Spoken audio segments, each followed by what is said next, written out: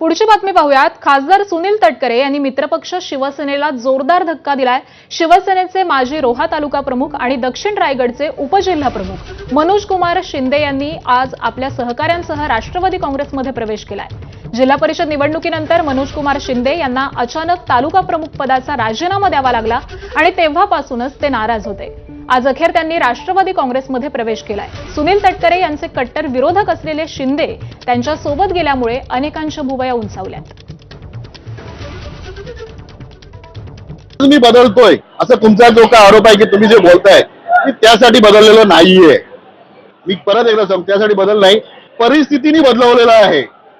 जर माझ्यासारख्या कार्यकर्त्याला ज्यांनी रोह्यामध्ये शून्यातून शिवसेना उभी केली आणि वटवृक्षासारखी शिवसेना उभी केली आणि त्याला ज्यावेळेला बाहेर काढलं जातं बेछूट आरोप करून, त्यावेळेला शेवटी काय मनाची परिस्थिती बदलावी लागते आणि त्याप्रमाणे बदललोय।